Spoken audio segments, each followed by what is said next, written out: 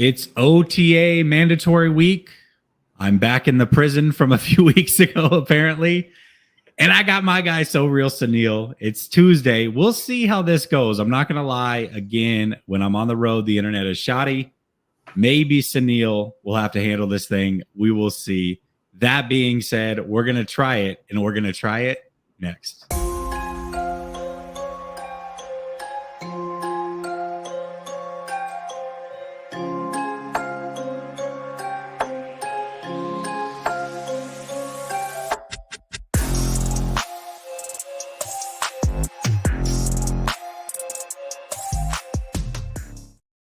All right. Welcome back to Last Second Sports, where we are giving you our take down to the last second. It's your boy Jesse reporting from the nearest prison cell with my guy Sunil. What's up, Sunil? Man, I always knew you were Batman, Jesse. Gone just like that. We can still hear you. It's just frozen, so keep talking. Or maybe we can't hear you anymore, but Jesse's having some technical difficulties on the road. There he is. You back, maybe? Nope. Kinda. Maybe not, but I gotta go into this one right now. But anyways, like Jesse was saying, he's gonna be back in a few minutes. There he is. See. Let's see. I was trying to go for it, bro, but it's all on your side, so I can't really do too much.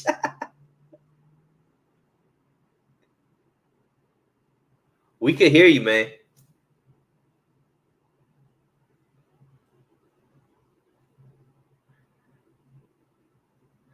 I don't know if Jesse could hear us or not. Yeah, that's not going to work. All right. Let me try something. Hold on. Romello, I love it. Jesse's trying to figure out his internet. But there is a lot to talk about, so I hope he could figure this out. If not, we'll just push it back to another day. But I want to talk about, obviously, first day of OTAs. We got some Trey Lance stuff going out there. You could hear us? I can hear you. Can you hear me? Yeah, absolutely, man. Let's do it. Golly, dude, I don't know. If it goes out again, I'm going to cut it because I don't know. There's nothing I can do about this Wi-Fi at this hotel. So we'll see. All right, let's talk about it. So first things first. Okay, first things first. I don't know what's going on Twitter this week. I've kind of been out of the loop, taking care of some family things, but there's this Trey Lance trade speculation that ramped up. It seems like yesterday. Maybe it ramped up before that. But at some point this week, Trey Lance trade speculation started to ramp up. I know that Grant asked the question today at OTAs on whether or not they were willing to shop Trey if Brock Purdy starts week 1, or if they had looked into shopping Trey, talked to Trey about it, talked to his agent, and Shanahan gave a brief answer. He said no, simply no. So the question is, do you think there is any smoke to these rumors? And what would you do? Would you consider shopping Trey if Brock Purdy is in fact that guy? As the 49ers or... So I think there's two. You can give me 49ers, you can give me you can give me everything. I'm just curious as to what your takeaway is really with this whole thing. It's crazy. Yeah, I mean, so if I'm the 49ers, there's no way that I'm trying to trade Trey because I already know whether or not I believe Brock Purdy is the one, which obviously as the team, I'm feeling like that way from everything that they've stated.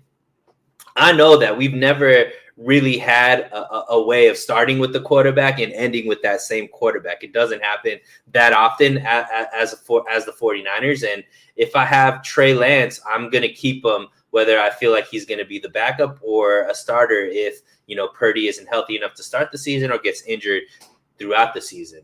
Now, if I'm Trey Lance, on the other hand, that's another situation. If I feel like I'm not going to have an opportunity to play, if I feel like I'm not going to be able to get the reps that I need and be able to showcase myself on the field and just be able to grow because I'm sitting behind somebody, I'm gonna want to be traded, right? Because ultimately, yeah, I may enjoy being a 49er and love the team and love the fan base, but I have to be looking out for me. And ultimately, like, I need the chance to be a starter. And my dream wasn't to be in the NFL and be a backup, right? My dream was to go be a starter in the NFL. So if I feel like I don't have that opportunity, I could see Trey Lance possibly initiating those trade discussions. But if I'm the 49ers, there's no way I'm trading Trey. Yeah, I mean, I think we've discussed it in the past. It's just interesting to me that all of a sudden these rumors are really ramping up. And I think the timing is interesting. I think there's something to Brock Purdy coming back healthy and looking good, which is great for him, great for the 49ers overall. But, you know, there's speculation that's all of a sudden just running rampant. And I don't know, you know, where it's coming from. I don't know if people are hearing things, what have you, but I don't know. It just, to me, it seems like there might be something there. You know, maybe a conversation's been had. Maybe Trey Lance, to your point, is like, listen, if I can't get a chance here, that's all I've ever wanted. It's time for me to go, you know? And so I don't know. I just, it seems like the timing is very, very weird on this whole thing because, I mean, correct me if I'm wrong. I'll tell you what my stance has always been. I thought that Trey Lance would start week 1, not because he would win some competition, but that Brock Purdy would be back. He would clear and be healthy, but he would need a few weeks to ramp up with competitive throwing. But I've always said if Brock Purdy is healthy, it's really going to be impossible for Trey Lance to win a quote unquote competition because he has to override what was already done in the regular season. And so with those things being laid out and Purdy seemingly on his way back, it makes sense to me that Purdy would get first go at it if he's fully healthy. And I feel like you've kind of said the same things. I mean, you've said that Trey Lance would start and he wouldn't give the job back, but not necessarily because of a competition, but more so because Purdy wouldn't be ready. And then once we saw Trey, that would be enough for the 49ers to keep moving forward with him. Do I have your stance on that correct? Absolutely. Okay. Exactly. Okay. So to me, the only thing that's really changed is now all of a sudden Purdy seems to be fully on track. Before there was some questions. And, you know, I definitely could see a scenario where Trey Lance is like, listen, I love it here. I really do. I just want a chance to compete. It doesn't sound like I'm going to get that. So, you know, quietly just shot me a little bit. Just see what's out there. Is there a possibility? And maybe there's a team I can go to early enough and get a chance to compete. That's all I've ever wanted. At the end of the day, he does have to play. And, you know, the 49ers may not be able to give him that opportunity. And I understand that as well. Yeah, I mean, I think it has everything to do about opportunity. I mean, the message from Trey Lance, even from the opening presser, was he just wants a chance to compete. And if that's with the 49ers, I think that would be optimal for him. But if he's seeing the writing on the wall that there's not really an opportunity for him to compete, then I'm sure he'd want to go elsewhere. And, you know, we've already seen, you know, the Raiders might have a QB opening. You know, we know that the Vikings have been interested in him. They're looking for, the transition from Kirk Cousins. So, you know, there's a lot of teams there's a few, maybe not a lot, but there's teams out there that would be interested in and bringing him in and seeing if he could win that starting job. So maybe he's seeing that as well and saying, like, this is my time to get in there. And, you know, I could see that being the way, but do I feel like the 49ers would initiate that? I probably don't see that because I feel like for them, it's a win-win situation having them all in the quarterback room. Yeah, I agree with that completely. And, you know, even if he did ask for a trade, there's no guarantee he does get traded. Right. I mean, that's great. You can ask, but our asking price and our team needs override anything that you can throw our way. So it just is interesting timing. James says electricity isn't that expensive, Jesse. Turn on the lights. I wish, man. There's one light in this business center room that I've got. That's all I have the opportunity to get under, and this is as good as it's going to get. Unfortunately, in this hotel, I'll be back to my normal setup later this week. But right now, this is what I got, man. I apologize. All right, let's move on to OTAs and what is actually being done on the field. Obviously, we have quarterback competition. It sounds like there's a kicker competition. We got first looks today at some new players to the 49ers. What are your takeaways so far as from OTAs as far as what you're hearing, quarterback competition or otherwise? Yeah, I mean, it's looking like the bona fide stars that we have are here, looking good, at least fit, playing well. You know, the guys that are playing that are our stars or our starters are looking good. I mean, I'm loving all the stuff I'm hearing. You know, especially from Grant on Brandon Ayuk. Looks like he's going to take another step, which is great. Debo's there. Obviously we're going to talk about, some of his comments, just that everybody's there. Everybody looks in shape. That's, I think, a good sign. Obviously I think it's early. So I feel like maybe, the defense might take some longer to pick up versus the offense type of thing, because it seems like, the offense had its way with the defense. It's in certain matchups type of thing. But yeah, overall, I mean, it's nice to see that everybody's there. It doesn't seem like there's, outside of who's going to be a quarterback, the drama seems to be more from the fan side. It seems like everything on the field is A-okay, which is a good sign. Yeah, absolutely. I think, just quickly getting back to the quarterback stuff, Kittle praised Trey today, and I thought it's interesting because we started to hear a few weeks ago that Trey Lance was looking good. There was rumblings coming out of the 49ers, and a lot of people took that as, oh, they're trying to use it as trade bait. And then some of the reporters got on the field, they got their eyes on Trey. First practice looked really good. Second one was, hit and miss a little bit. Today, again, it looks really good. You heard Trey Lance himself say he's back to having fun for the first time in a while. And then Kittle used those same words today. He said, listen, I'm not going to lie to you guys. Trey Lance looks way better than last year. And he looks like he's having fun again. And so I found that interesting. That's great to hear. When he talked about Sam Darnold, he said that Sam's improving. That's a nice way of saying he doesn't look great, in my opinion. But Sam doesn't necessarily have to look great. He's still learning the offense. Although it sounds like some of the mistakes that Sam is making in practice are kind of what we've grown accustomed to. He'll look really good for a little bit, and then he starts to make boneheaded decisions. It's not just, he's missing throws or what have you. He makes really bad decisions, and that seems to be showing up in OTAs already. Trey Lance is a little bit more conservative when it comes to decision making, so that continues to show up. I'll say the other thing that's kind of surprising, although it's very early, is that, first of all, the way that the 49ers talked about Moody and then drafted Moody as early as they did, that they've kept Zane Gonzalez around to this point. And I don't know if there's a win there for the 49ers if they plan on, no matter what, this is what it sounds like, that they're going to go with Moody no matter what. Well, if that's the case, what do you have to gain? Because Zane Gonzalez looks pretty good so far, and Moody's been a little bit shaky. And so if Moody's your guy, just let him be your guy. It's just interesting to me the way the 49ers handle some of these positions and create competition when there doesn't necessarily have to be competition. So that's a takeaway. Gray looks really, really good. Yeah, go ahead. Well, I mean, I think that's just part of the 49ers philosophy, right? There's consistent criticism by the same people when it comes to how the 49ers do things. They don't rarely name a starting quarterback, right? They always want that competition. Every single position is pretty much up for competition. And I think it's the same for the kickers, right?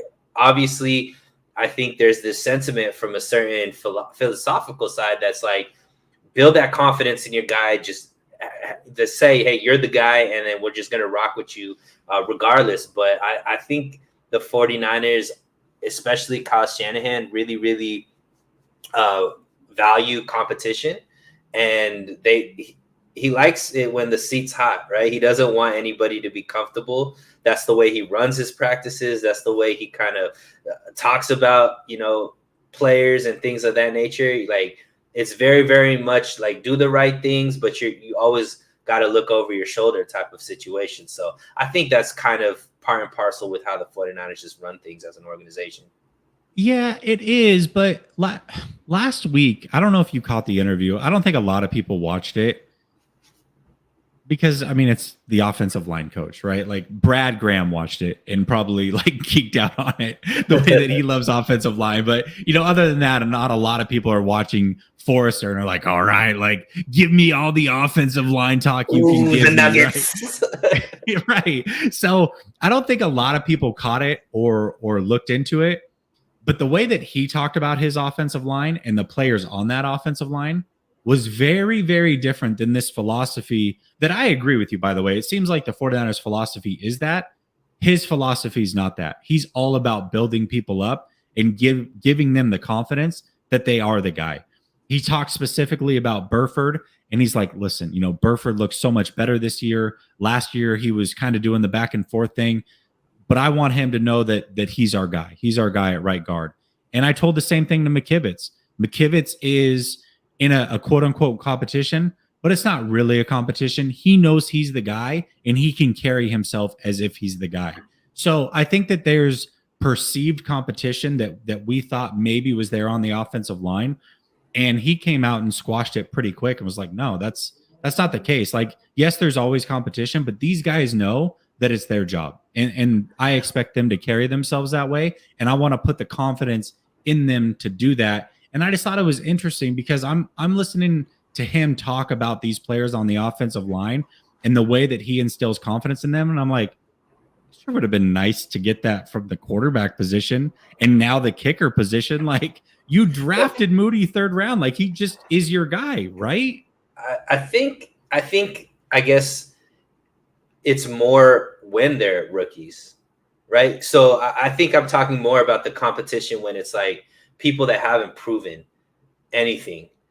They don't want to give you kind of like, this is your job type of situation. So that's where I'm kind of more where the competition comes in. Like, I don't think there's a competition for Fred Warner's position. I don't think there's a competition for Bosa or Armstead or, any of these people. But I think Drake Jackson, they're not giving him the job because he hasn't really proven anything. I think, you look at, Danny Gray, he wasn't guaranteed any playing time. You have to go show it through your actions and things like that. Even, Diamador Lenore, Ambry Thomas, none of these guys, even if they were drafted high, like Ambry Thomas, he wasn't guaranteed that he was going to get on the field type of situation. So I think that's more what I'm talking about when it comes to joining the team, your brand new type of situation, a rookie. You have to earn your position. And I think I see the benefit in what you're talking about. Like, yeah, hey, just give them the confidence. But I also think that there's a value to being like, hey, this is the NFL. Nothing is guaranteed. I don't care if you were the 3rd pick in the draft or you were the 3rd round pick and as a kicker and we picked you higher than any other kicker before. You still have to earn. Nothing's given to you on this team. You have to prove that you're better than another option that we have. And I think that's kind of more what I'm talking about from the philosophy of Shanahan. Okay, so what if on the odd chance Zane Gonzalez wins that job? Like, let's say he outplays or outkicks Moody. Do you think they're really going to give the job to Zane? I think that there's an opportunity. I mean, we've seen like 3rd round picks, I think, for the 49ers are just like whatever. You know what I mean? We've seen Diamador Lenore. We saw Diamador Lenore 2 years ago as a 5th round pick get on the field before Ambry Thomas was as a 3rd round pick, right? They traded up to get Ambry Thomas type of situation. So to me, I don't think it's necessarily like just because we made this pick, you automatically are going to get the position. Likewise, on the flip side too, you could be a 2nd round pick like Aaron Banks and not even see playing time and then end up next year being the full-time starter. So I think that just because they're drafted doesn't necessarily mean that they're guaranteed anything on the team. If they cut Jake Moody, I'm gonna have a field day. Just remember this show. Remember the show when I'm in the prison cell, and know that if they cut Moody, I'm gonna have a field day. That's all I'm gonna say. Yo, 1 through 3 for the 49ers is always whatever. 4 and beyond, man, that's where they're all golden. So That's when they're hitting. Okay, yeah, I got you. especially the third round. Third round is like, I think third round is like they're just like, okay, first and second, let's listen to the scouts. Let's listen to Lynch. I think he gets a big say in that. Third round, I think, is just Kyle Shanahan. He just gets to do. They just let him do whatever he wants to do, and he's over here just picking, running backs, kickers, whatever the case may be, right? Yeah, I feel it. That's probably exactly what's happening. All right, let's talk a little bit of Brock Purdy. Some really, really good news has come out in the last week or so. It sounds like Brock Purdy's thrown multiple times. He's thrown a full-size ball. I imagine not very far at this point. There's certain check marks and things he has to go through, but he's progressing really, really well. And it does seem like he's going to be fully ready to go by week 1, as long as he can continue to hit those milestones. And I think it's really good news. I mean, we know that the 49ers quarterback position is one of those where we haven't had a lot of stability there. And we also know that there is going to be potential injury or what have you that is going to lead to multiple quarterbacks playing. So the quarterback room is certainly at its best if Brock Purdy is fully healthy. And it seems to be trending in that direction. So I know one of the things that we talked about earlier was a prediction on week 1 and how we both thought that Trey Lance would start for slightly different reasons. Are you changing your prediction? Are you sticking with your prediction? And then also just overall, like, what are your thoughts on Purdy and his recovery as far as what we're hearing? I mean, if we want to have any type of stability in the quarterback room, or we want to get rid of any kind of QB controversy, Brock Purdy being healthy solves all of those problems. For sure. Whether or not you agree with it or not, Brock Purdy, if he was healthy, there was no injury, he'd be QB1. There wouldn't be a Trey Lance Brock Purdy competition this offseason. There would be no talk about that. It would just be Brock Purdy is going to be the starting quarterback. And that's the first time we've had that since Jimmy Garoppolo, I guess, and Trey Lance being the rookie, right? So in a couple years. So as far as stability and just there being a pecking order, obviously Brock Purdy being healthy is the best for that. I'm actually somebody, even though I'm a big fan of Trey Lance, I am not down on Brock Purdy. I've seen this team elevate with him as quarterback. I know that there's certain, I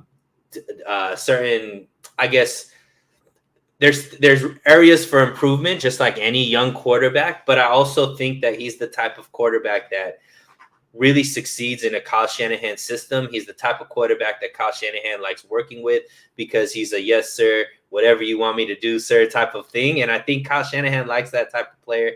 And we've seen what he's able to do with his mobility, elusiveness, and just like innate leadership qualities, as well as just intangibles, be able to elevate this team. And they've won with him, right? So I'm fine with him being the starter. I personally just thought that he wasn't going to be healthy just based off of what the injury was and all that kind of stuff. If he's healthy, absolutely, I think he's the starter week 1. I'm not a doctor, so I just, if he's healthy, like the reports are saying, I don't think that Trey Lance starts. But if Trey Lance does start, my prediction is he doesn't stop starting unless he gets injured. So I'll still stick to that. I was actually going to call you Dr. Gatonde. That's just because I'm Indian, man. That's a stereotype, bro. We've got myself and our resident doctor in the house, Mr. Dr. Gaitonde. He is here on Tuesdays with us. I agree with you. And like I said, I think it is obviously better for the 49ers and the quarterback room if Brock Purdy is there and healthy. And, again, on a personal side, I really, really like Brock Purdy. And I think that he's going to do fine. He'll come in, he'll play well. He's going to eventually lose games and not look great. And those things are fine. I just hope if they go with him week 1, we've talked about, if he doesn't look good for a couple of weeks as he's getting back in the swing of things and the 49ers struggle the way that they do early in regular seasons, not even just the quarterback aside, they struggle early in the regular season and have for the last few years. They don't just like start messing with things and pull them. Like if Trey Lance starts, I want him to have his chance.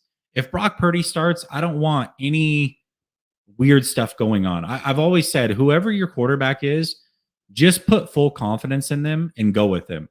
I do think that long term, Trey Lance will be the better player, but that doesn't mean that you don't go all in if Purdy is your guy or you think Purdy's your guy. And I'm fine with that. If they think Purdy's that guy, then let's see it. Go with him, stick with him.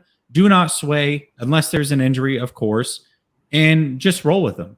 And I hope that's what they do. I hope that I hope there's no crazy stuff going on. I hope that they remove Trey Lance from the situation as quickly as possible, just so that there's not somebody like quote unquote breathing down his neck. Just like I had hoped that they had done the same by removing Jimmy from the conversation for Trey Lance. I just want the 49ers to have a go-to guy, their franchise quarterback. And if they believe that's Brock Purdy, then let's just make sure that we roll with Brock Purdy. That's what I'm hoping for.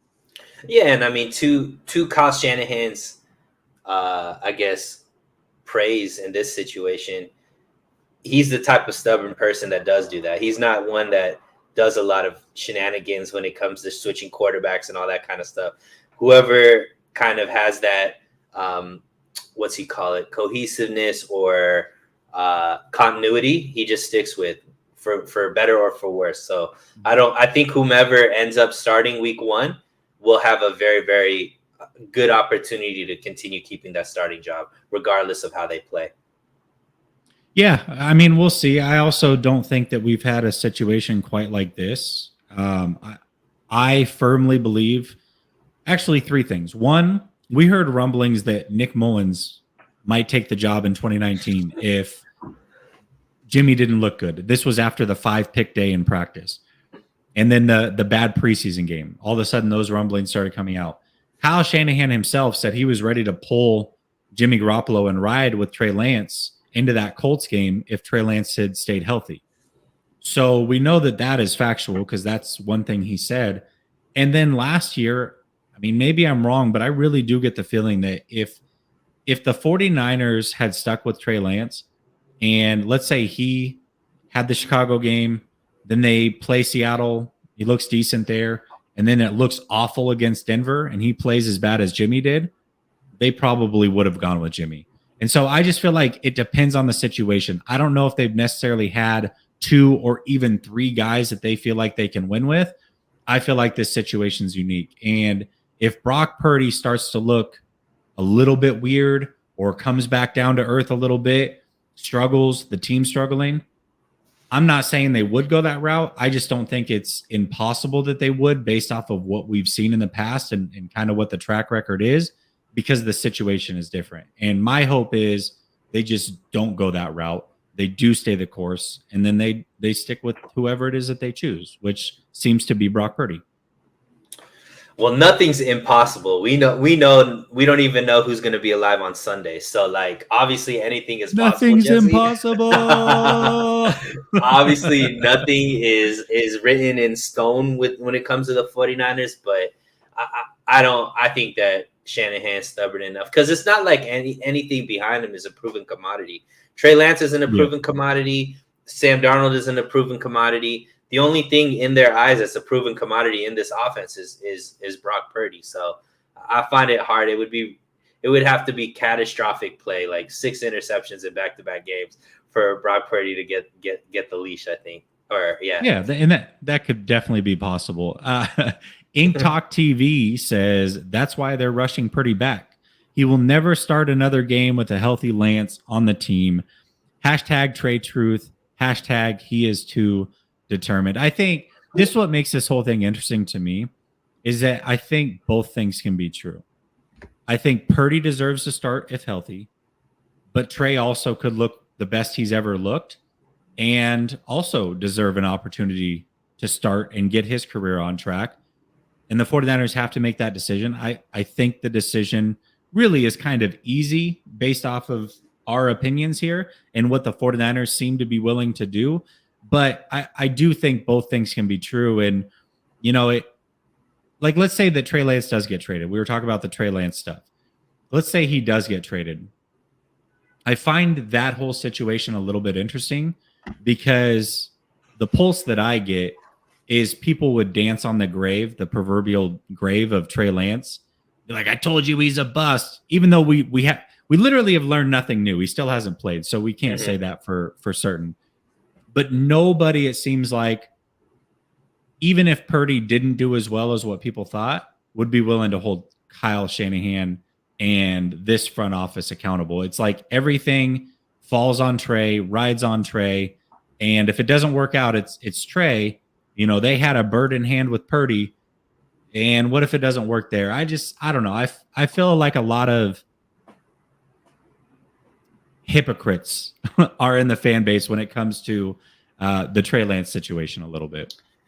Yeah, and I think ultimately, when it comes to the quarterback position, the critics usually are just don't have a lot of faith when it comes to Shanahan and I guess determining who the best player is.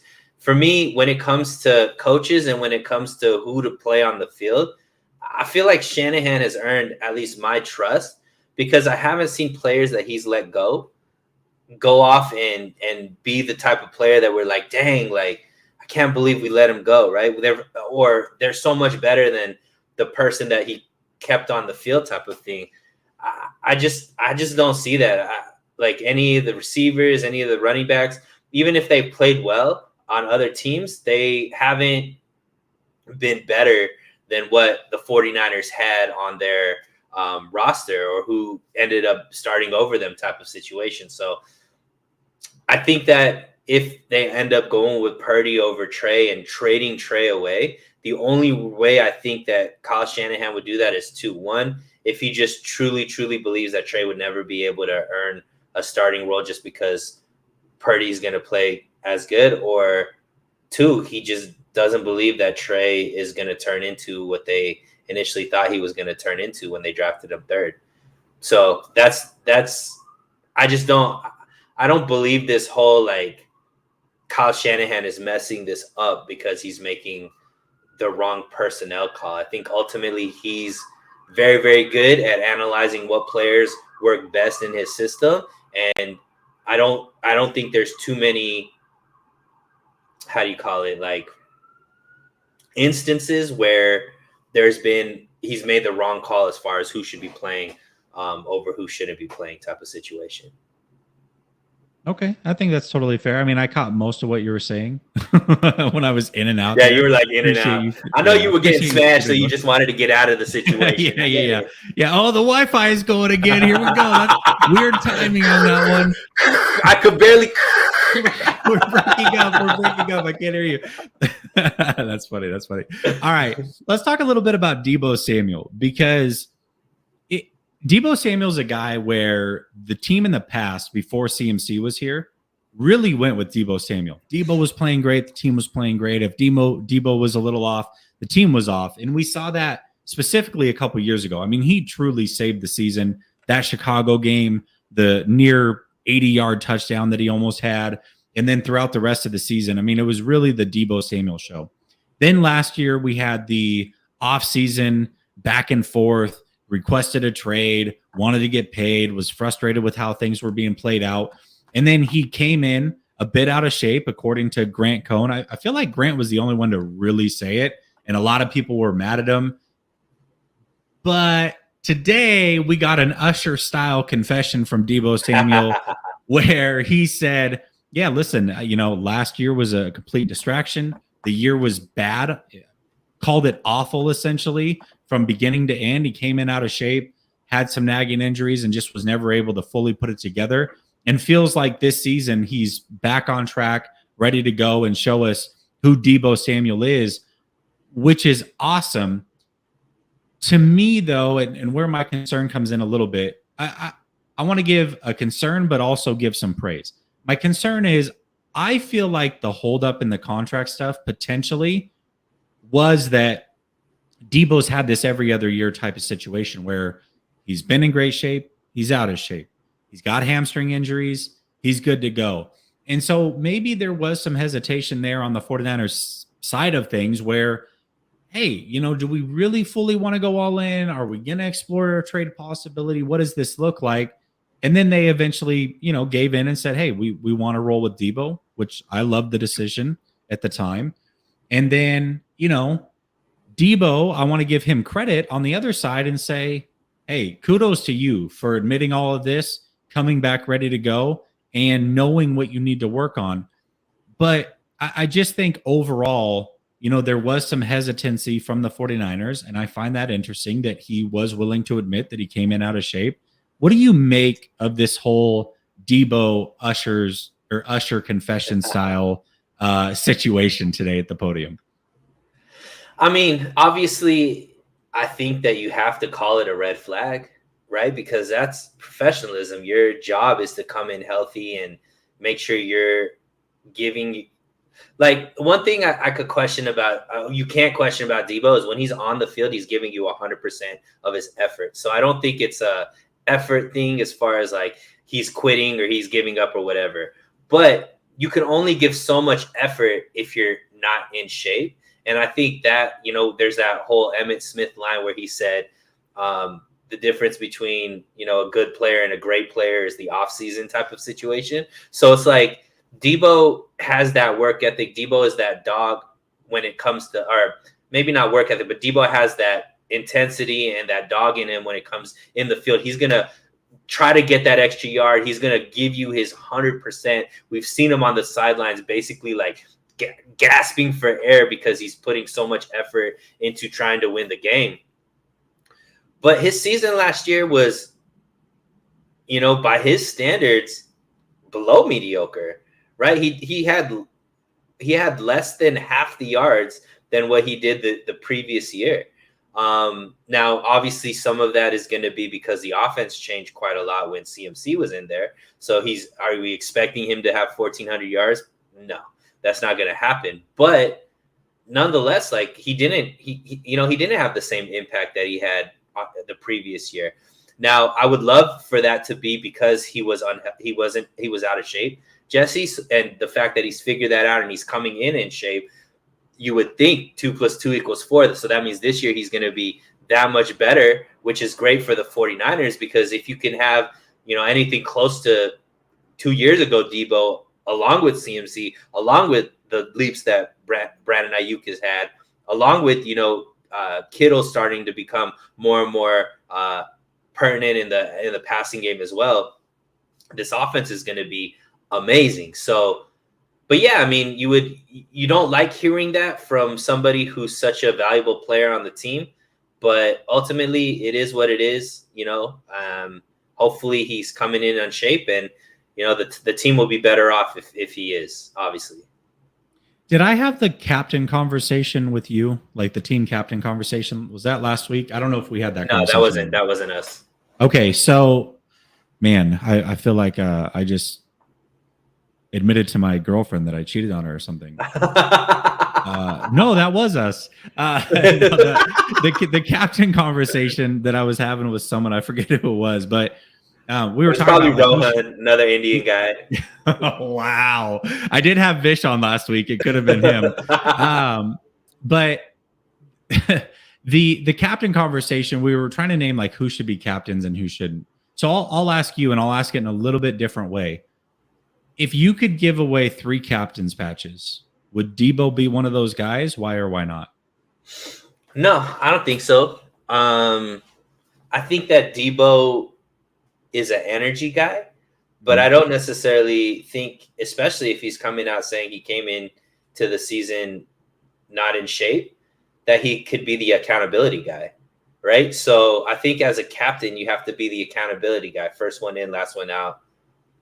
Debo didn't come to the voluntary stuff, like things like that. Like for me, CMC better be a captain. Like he's coming in, showing with his actions and his words and actions that, he's ready for this season. I think Brandon Ayuk, if a receiver is a captain, I'd give it to Brandon Ayuk based off of the way that he talks in the media, based off of his action and efforts and things of that nature.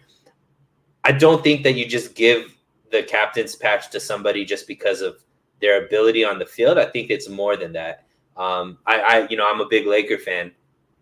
Derek Fisher was the captain of all of those teams, even though Kobe Bryant was the best player and, obviously had a lot of say in the locker room. But that C was worn by Derek Fisher based off of what he was able to do as a leader. So to me, I think it's a similar type of situation. Debo is obviously a superstar on the team.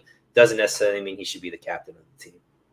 If you could choose 3 captains, who are the 3 that you would give it to? You said Ayuk for the receiver room, but he may not necessarily be one of your 3. Who are the 3 that absolute must-have captains? CMC. Okay. Fred Warner. Okay. And I'm going to go with Armstead. No. I thought we were going to have the same ones for a second. I got excited.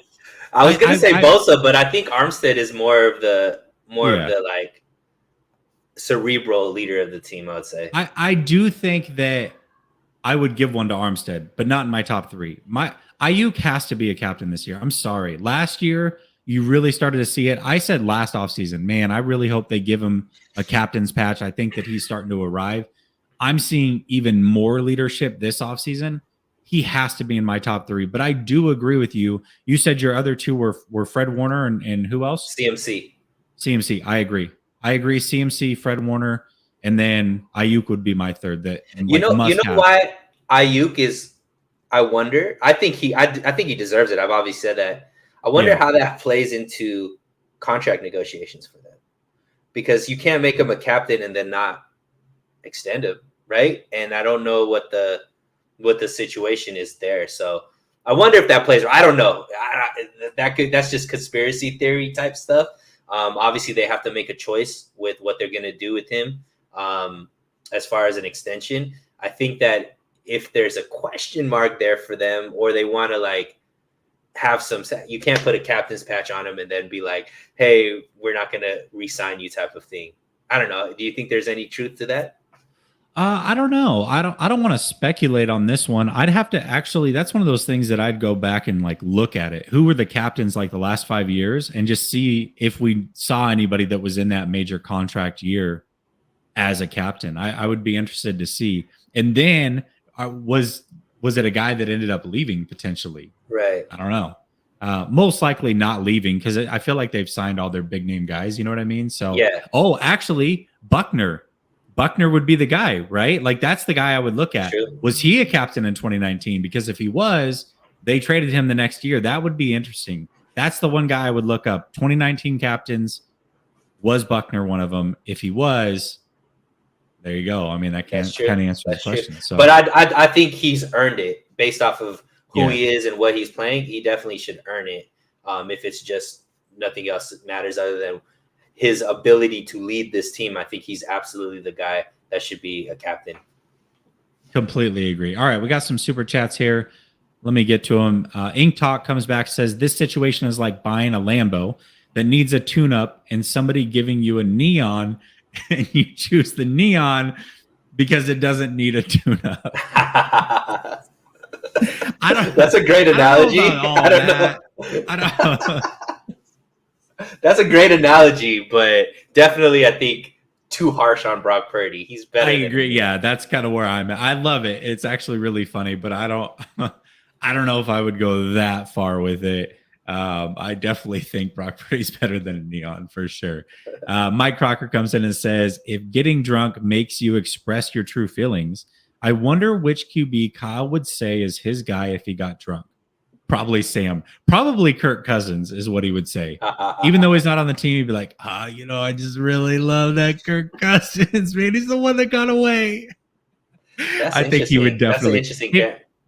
If he could drunk dial any quarterback, it would be Kirk Cousins. Marco, who we all know is pretty tapped in on Twitter, said that Kyle Shanahan secretly fallen in love with Brandon Allen. So I don't know if he was just joking or if that was I feel like that was a joke. I feel like that was a joke. I get a lot from Marco, and he hasn't told that one to me personally. So I'm thinking it's I don't know. But I mean, what does falling in love mean? Does that mean that he could beat out Sam? Does that mean he's willing to trade Trey? You know what I mean? He's obviously not falling in love with him as like a starter. You remember? I don't know if anybody. Do you remember that group Hinder?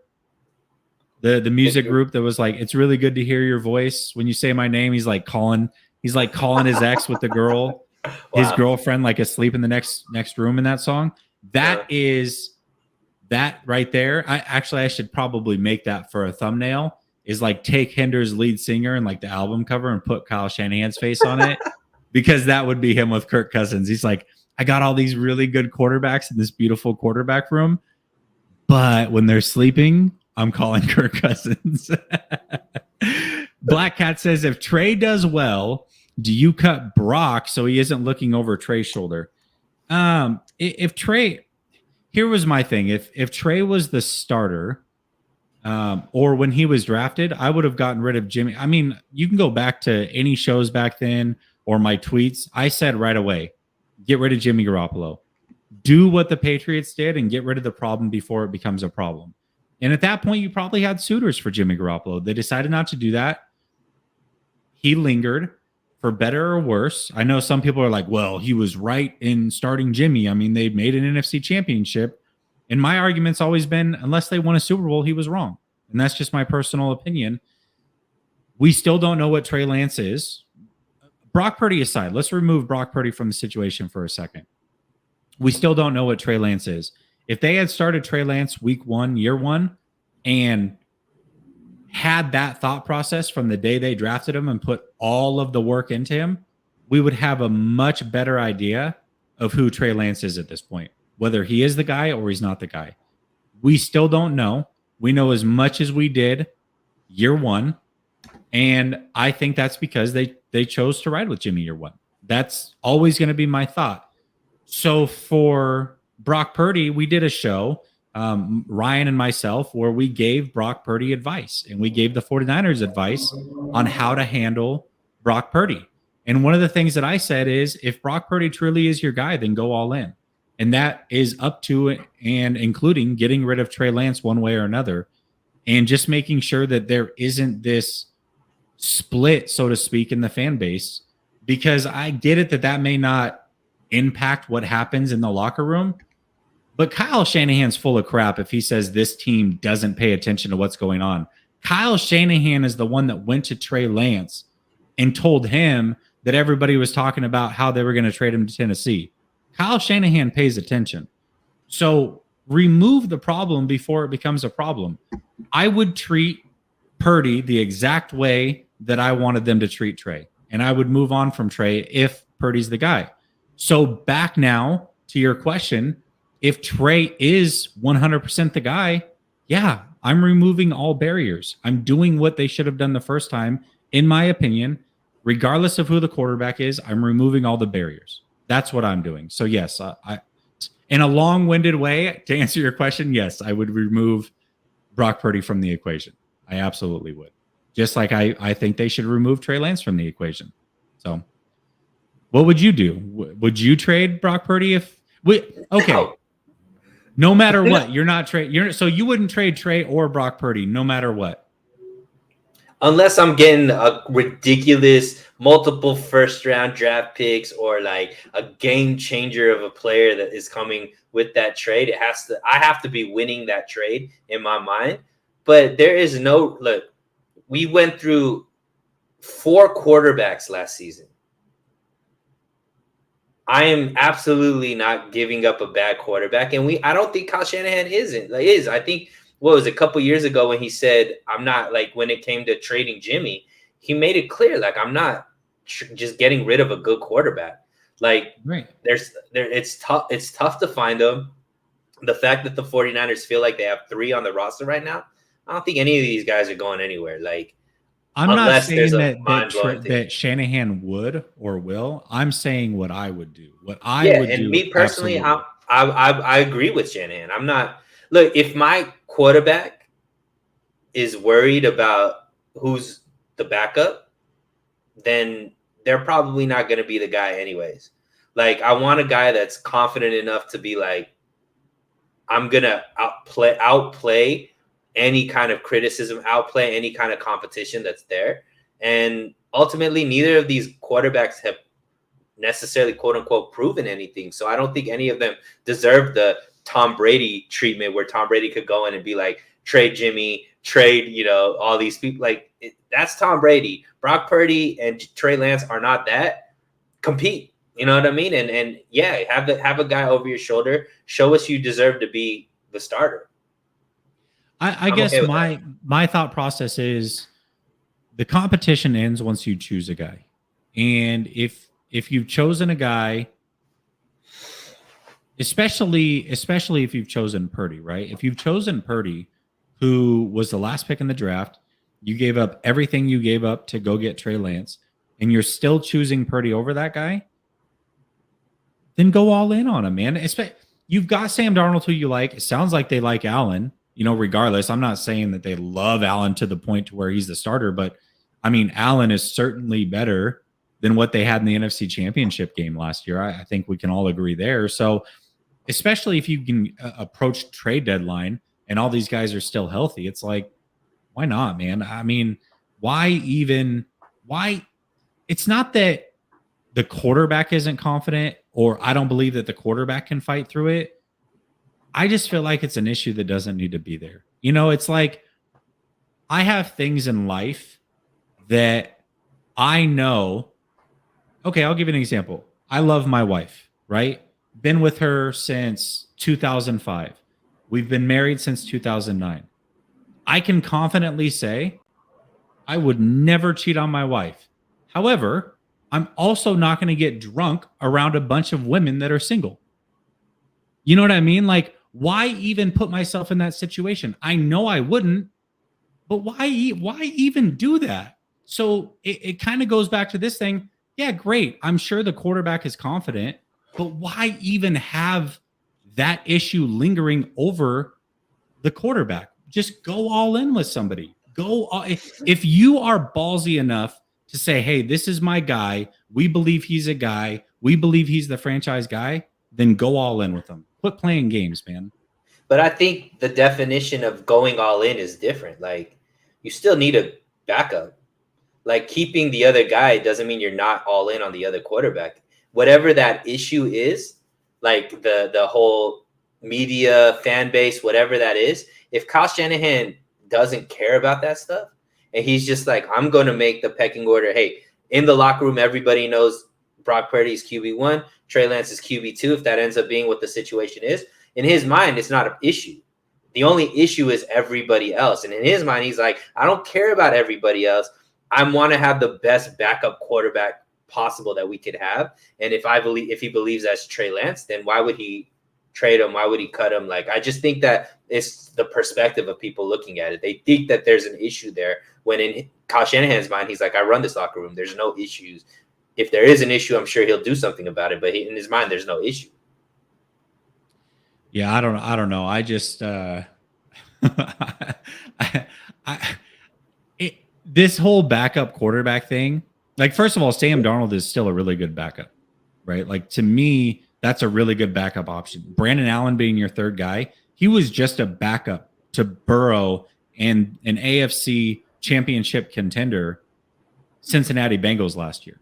Okay, so he was just a backup. If he's your third string, Sam Darnold, who started some games last year as your backup, and then you've got your guy, that should be enough, man. Like, if you're really that worried about going down to your fourth string quarterback, I don't know what to tell you, man. I feel like that is way too much worry just because last year it happened. Like, it doesn't make sense to me. To me, that really it's happened in multiple years. And look, if they start liking Brandon Allen, there's already a precedent for the 49ers to cut somebody that they've guaranteed contract to, right? I'm looking at it, if Brandon Allen is somebody that they like so much, maybe Sam Darnold isn't here come the start of the season like they did with who was it last year? The dude that came from the Eagles. Who was supposedly going to be the backup, and then they cut him because they had Jimmy and they kept Sudfeld. Yeah. But Sudfeld was guaranteed like a $2 million contract guarantee, so people thought he was for sure making the team. They cut him. So I think that they're gonna go with, once again, I think Kyle Shanahan looks at it, who's giving me the best opportunity to win. And if he believes Trey Lance is better than Sam Darnold, better than Brandon Allen, he's gonna keep Trey Lance on the team unless they could get something crazy for him. He's only thinking about how to better the team. I don't think he cares about all the noise that we all enjoy as content creators. Yeah, I feel it. Crazy Legs, respectfully. I mean, we were actually talking about Debo, but somebody had asked a question. And so we answered the question and talked about it. I mean, listen, if you want us to stop talking quarterbacks, then go talk to the 49ers. We ain't the problem. The 49ers are the problem, period. Like, I apologize, but that's the way it's going to be, man. It's just the way that it is until the 49ers solve the issue. Getting back to the original point, remove the issue, and we don't have to talk about quarterback. So if your starter is Purdy, get rid of Trey. If your starter is Trey, which it doesn't seem like that is going to be the situation, then get rid of Purdy. You get rid of the problem, and then these conversations stop happening. So why don't you hit up the 49ers front office and have the conversation with them? When they remove the issue, we'll stop talking about it. Fair? All right. All right, let's talk a little bit about Chase Young, who's not a quarterback last time I checked. Chase Young does not play quarterback. Hell, Chase Young is not even on this team. However, Chase Young is in OTAs. Chase Young is looking healthy. He's looking explosive. And he is going in the final year of his contract. Not picking up the fifth-year option was Washington. And the 49ers might possibly need another edge defender. How interesting is Chase Young to you? Extremely interesting. Okay. Right. And I was trying to figure out a way how to put into words how interesting this would be. Look, there's a lot of things going for why Chase Young would be perfect for the 49ers in this situation. You mentioned one of them. He's not going to be ridiculously expensive because they didn't pick up his fifth-year option. So it would kind of, I guess we'll start with the negative. It would possibly be a one-year rental, right? When you trade for him and then he's not guaranteed under contract for next season. So there's that. However, the benefit of a Chase Young is, one, he's going to be playing with somebody that he's comfortable with, right? With Nick Bosa being on the team. They're both Ohio State guys. They're former teammates. I'm sure that would be the case. Step two, you're going to get, point two, you're going to get the most motivated Chase Young of any year of Chase Young, because contract years, players seem to end up being the healthiest that they could be, seem to have the highest production that they could have, because obviously they're playing for a contract. And then you look at what Kosterik's been able to do with, let's say, not superior level talent and be able to get them to the next level. Chase Young is superior level talent. Can you imagine what he'd be able to do with the floor being what Chase Young's floor is, and then elevating him to the next level? If they bring Chase Young, now you're talking about, I know you're more pro Eagles defensive line than the 49ers defensive line, but you add Chase Young as the fourth on the edge, opposite of Nick Bosa. Now it's going to be really, really, really, really hard to say that the 49ers aren't the best defensive line in the league, right? So, yeah, absolutely. If they could get them, especially if it's a compensatory third-round pick or, a third and a fifth or something like that, I'm all for that, because I don't think, I think that that would be perfect for what the 49ers need. Yeah, I love Chase Young, man. I love the prospect of Chase Young on this team. And early in the offseason, I threw out Trey Lance for Chase Young. Like, to me, it made a lot of sense. If Brock Purdy's back, that's a trade that the 49ers, I think, would look into potentially. You said you would give up a third and a fifth for him. Is that the absolute highest you would go? Would you give up a second potentially? Or would you give up one of the quarterbacks potentially?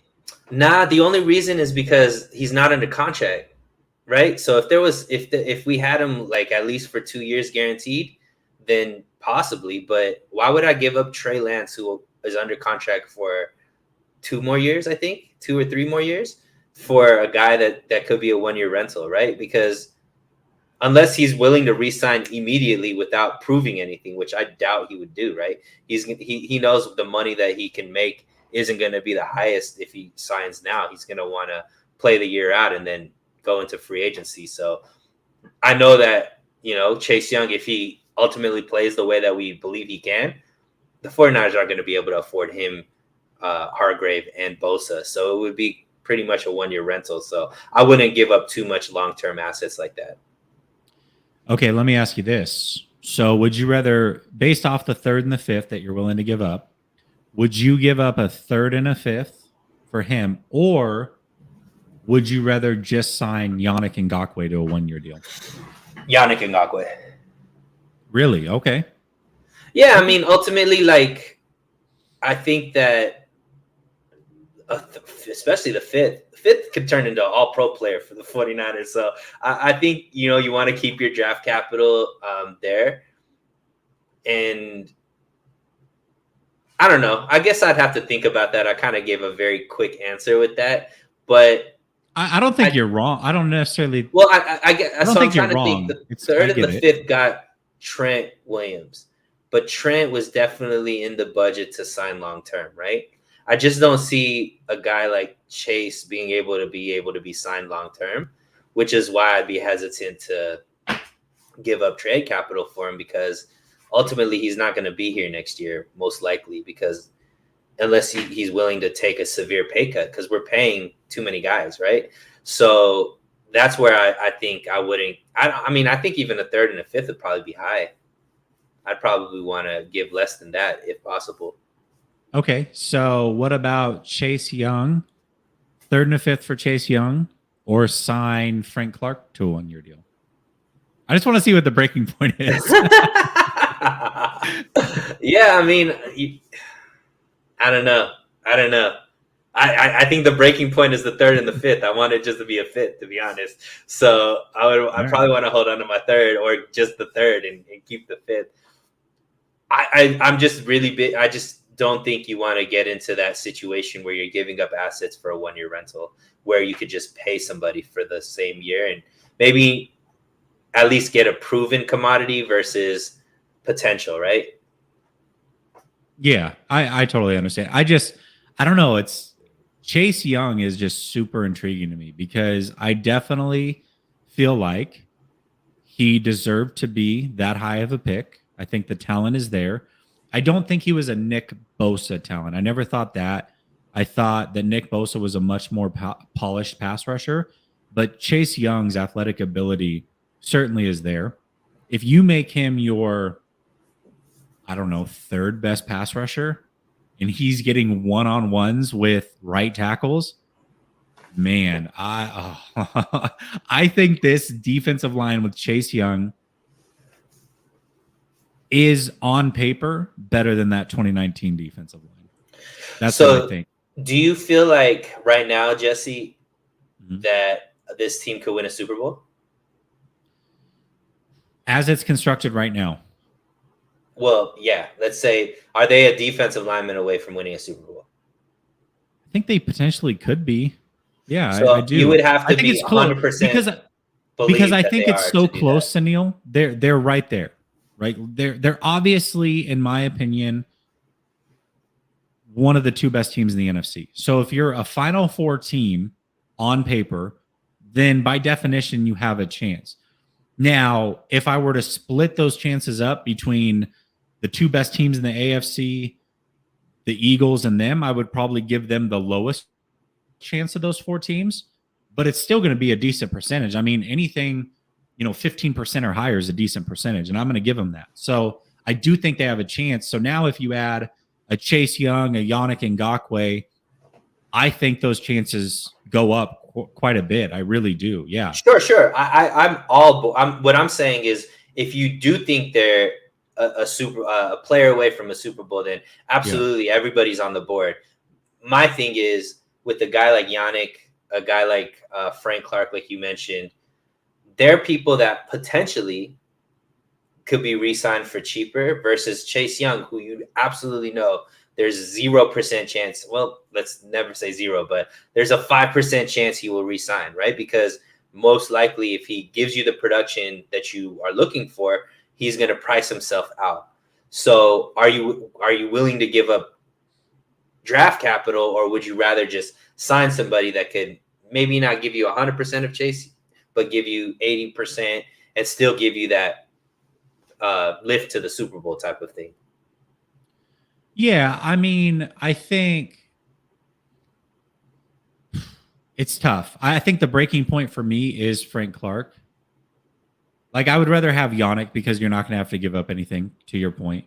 And I think Yannick's also a proven talent in this league. Frank Clark's also a proven talent, but I think he's on the other side of that prime. And so I think that's where the breaking point is, where I would go for Chase Young. And the reason that I think there's actually a bigger chance we could re-sign Chase than maybe what you're thinking, or even what I was initially thinking. I'm like, yeah, he's kind of right. Like, there's probably no chance at it. If they do win a Super Bowl and Chase Young is that piece that can get them there and push them over the top, I think Trent Williams retires, which now means you've got a ton of money to play with.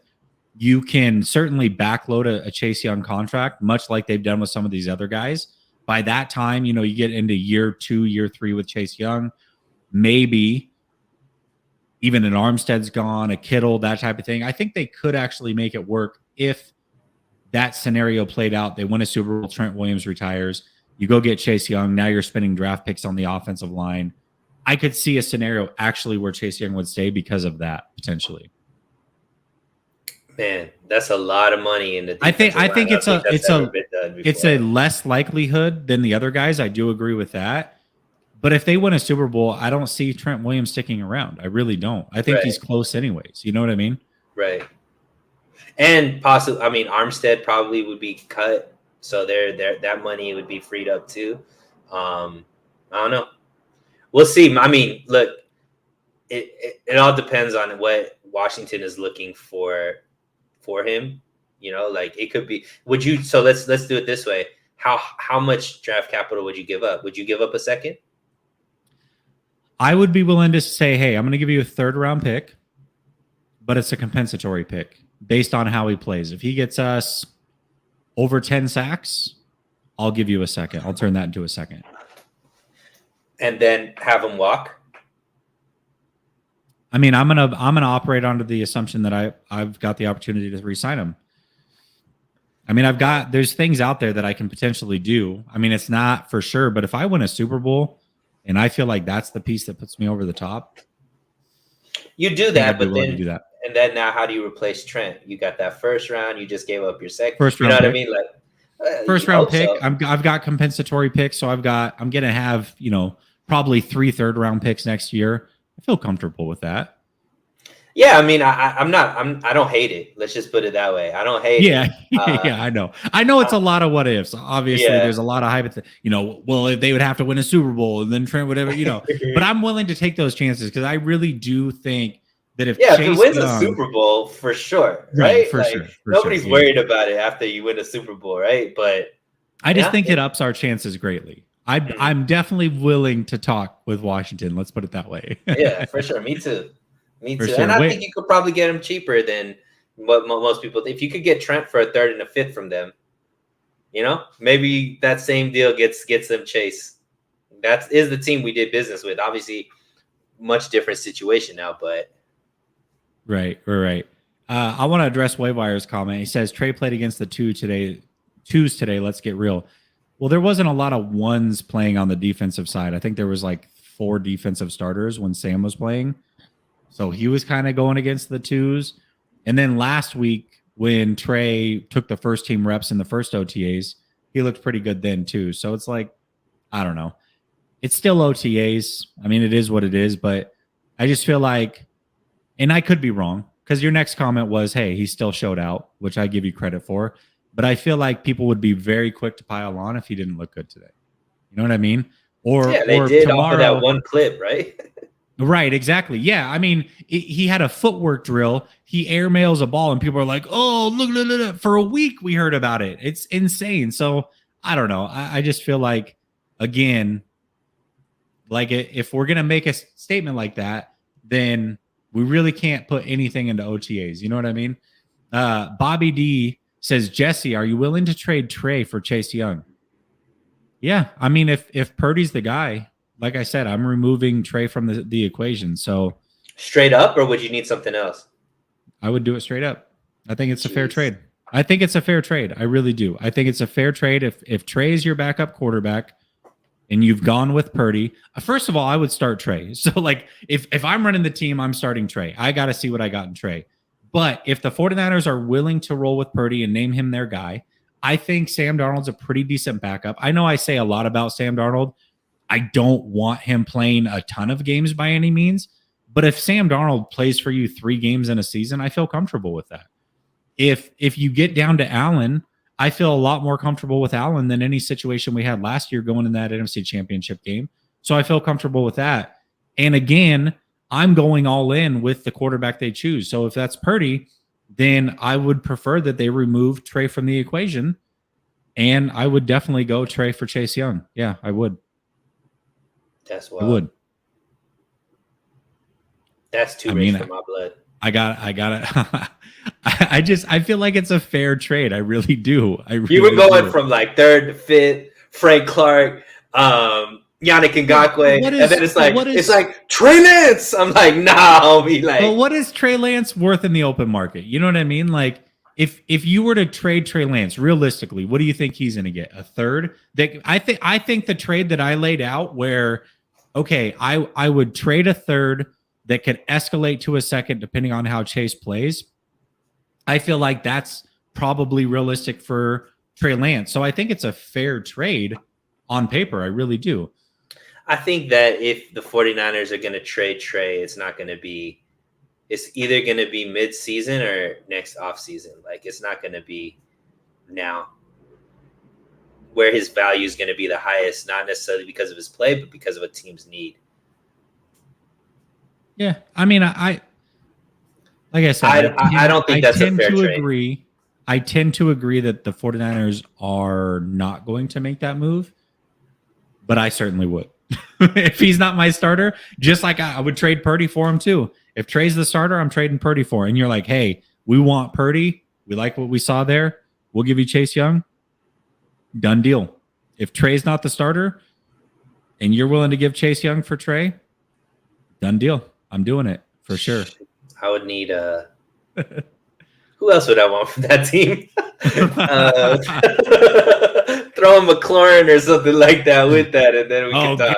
Yeah. McLaurin, yeah, right. They should have just drafted McLaurin is what they should have done. They had their opportunity.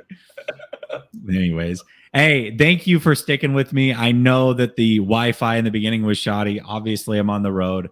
I'll be back at it later this week, back in the home studio.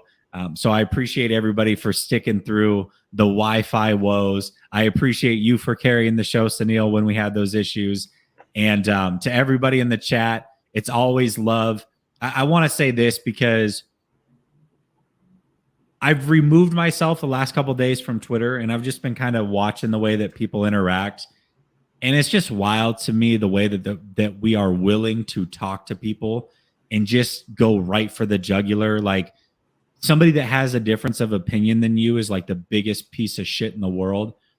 I really hope that the people in this chat that are watching this are not a part of that, not doing those things. And if you are, that you're willing to reconsider and maybe not do those things. At the end of the day, this is sports. This is supposed to be a getaway. We certainly do not have to agree. Nobody has to agree. We all are entitled to our own opinions, and nobody is smarter than anybody else.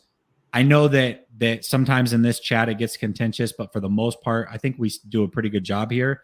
But on Twitter, if you're a part of Twitter, it is like wild, wild west there. So I would just implore everybody to do a better job of uplifting people, having real conversation.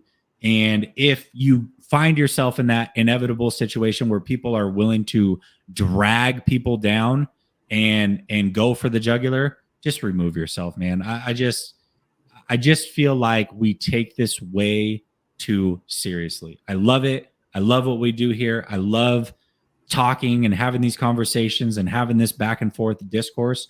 I just wish that as people and 49er fans, we would do a better job of uplifting rather than tearing down. So anyways, I'll get off my soapbox. Appreciate y'all. Love y'all. And I'll be back at it later this week. Peace.